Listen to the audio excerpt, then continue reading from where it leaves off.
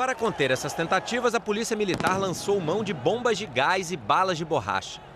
Tudo relatado na súmula da partida pelo árbitro Anderson Daronco. Nesse momento, os jogadores do Flamengo e nós, jornalistas, também está até difícil de falar um pouquinho, porque o spray de pimenta lançado na arquibancada chegou aqui ao gramado. Tá difícil, né, Rodinei? Pô, acho que agora veio spray de pimenta aqui, velho. Tá acho que veio, eu tô sentindo também. Tá maluco? Só quero chegar em casa em paz, dar um beijo na minha esposa, agradecer a Deus por essa vitória, porque isso não pode acontecer no futebol não, cara. As explosões se sucediam. Alguns torcedores buscaram proteção nas cabines de rádio e TV. Depois de 20 minutos, os jogadores do Flamengo conseguiram descer correndo para o vestiário. Ficou no campo tudo aquilo que foi atirado das arquibancadas. Esse é um pedido meu formal de desculpas, não aos vândalos que fizeram isso, mas a torcida do Vasco, a imensa torcida do Vasco, que presenciou essas cenas lamentáveis, e também aos outros torcedores. Além do pedido de desculpas, a diretoria viu motivação política no que chamou de atos premeditados. E normalmente essas coisas são financiadas por alguém, que eu não sei quem, mas deve ter. Mas que é grupo político, você não tem a dúvida. Enquanto isso, do lado de fora havia confrontos entre policiais e torcedores. Um vascaíno de 27 anos foi morto por um tiro. Davi Rocha Lopes, levado ao hospital Souza Aguiar no centro, não resistiu. Numa rede social, Davi aparecia exibindo símbolos de uma torcida organizada. A família diz desconhecer essa ligação. No momento eu não sei que ele participaria de alguma torcida organizada, entendeu? Aí disso eu não sei, eu não posso nem estar informando que eu não sei se ele participaria de torcida organizada. A Polícia Militar divulgou nota em que informa que um procedimento interno foi instaurado para apurar os acontecimentos que levaram à morte de Davi e que aguarda a perícia da Polícia Civil.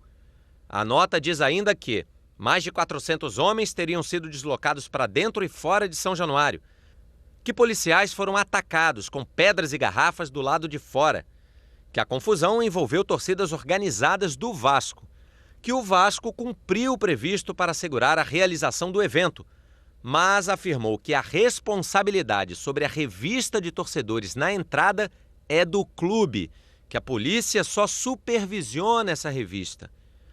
Esse texto foi publicado ontem e contradiz o que disse no sábado o presidente do Vasco, Eurico Miranda.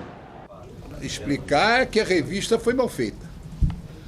E a revista não é do Vasco, a revista é da PM.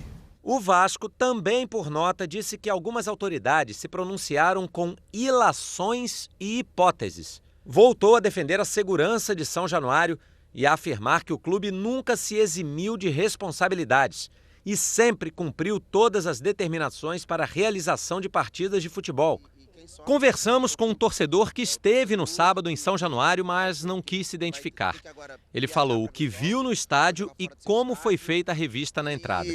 Criança que fica traumatizada, várias crianças lá no estádio, senhoras de idade, tipo, pra quem foi aquele show, pra quem foi aquela revolta, o que resolveu? A revista era com a PM, mas o que a gente está acostumado com o estádio sabe que a revista e nada é quase a mesma coisa. Em São Januário, eu lembro de algumas vezes ter sido com os Tudors, mas sempre com a supervisão da PM em frente. Mas a maioria das vezes é com a PM. Hoje de manhã, o porta-voz da PM, Major Ivan Blais, falou ao Bom Dia Rio. Estamos falando de um evento privado, portanto, há necessidade de termos ali funcionários civis dos clubes, dos órgãos envolvidos, atuando diretamente na segurança e na revista, cabendo à Polícia Militar a supervisão e o suporte operacional nesses casos. Quanto a isso, não há dúvida, isso já é uma prática comum. Sem dúvida nenhuma, a responsabilidade é do clube que cedia o jogo. O Ministério Público também quer entender como tantos artefatos explosivos entraram no estádio e pede a interdição de São Januário, além de insistir na aplicação de mais medidas de segurança. O estádio São Januário, um estádio extremamente tradicional, tem sido alvo de constantes conflitos entre torcidas vascaínas. E isso tem se destacado ao longo desse Campeonato Brasileiro. Essa possibilidade, então, dessas bombas terem entrado por outros meios que não foram pelos próprios torcedores. A possibilidade dos artefatos explosivos terem entrado no estádio antes do início da partida é uma possibilidade real. A própria forma de controle de acesso do público ao estádio, e aí já entraria já na questão da biometria, de tornar efetiva a proibição que já recai sobre vários desses torcedores que se envolveram anteriormente com confrontos entre organizadas. No âmbito esportivo, o STJD deve denunciar o clube ainda hoje por desordem e violência em praça esportiva. Independentemente da culpa ou da negligência, seja da polícia, seja do que for, a falha na segurança faz com que o clube seja punido. Como o Vasco também será julgado por distúrbios no jogo contra o Corinthians, a punição deve ser severa, com perda de no mínimo 10 mandos de campo. Ontem pela manhã, São Januário ainda tinha muitos sinais da batalha campal e recebeu uma partida pelo Campeonato Carioca Sub-20. O Vasco derrotou o Botafogo por 2-1 e vai fazer a final do estadual contra o Flamengo. Não se sabe quando vai acontecer o próximo jogo na Colina Histórica. O fim de semana foi de tristeza para quem está acostumado a frequentar São Januário. Os caras estão lá, estão com cara limpa, estão em cima do alambrado, rosto limpo, jogando bomba. Por que a gente tem que se privar de ir ao estádio, de curtir o jogo, de apoiar o nosso time, de ir dentro do nosso estádio? Agora o Vasco vai perder o mando de campo, é óbvio que vai perder. E por que o clube sofre, por que o torcedor sofre e você tem livre acesso a tudo? Boa tarde para você. Você está ouvindo aí a música da Fernanda Abreu, Torcer pela Paz. A gente tem que torcer pela paz e tem que cobrar que se trabalhe pela paz também, por exemplo, acabando com a impunidade quando guerras como essa acontecem num estádio de futebol, né? Muito triste. Daqui a pouco a gente vai falar mais desse episódio aí em São Januário, no jogo do Vasco contra o Flamengo, inclusive mais depoimentos do Eurico Miranda, presidente do Vasco.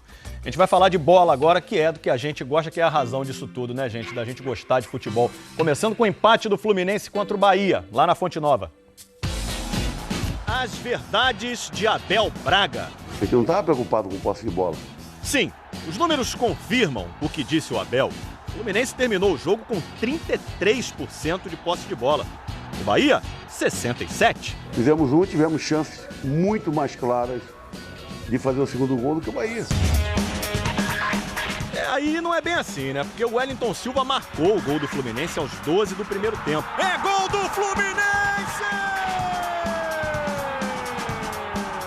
Aliás, uma jogada esperta do Lucas que pressionou a defesa adversária.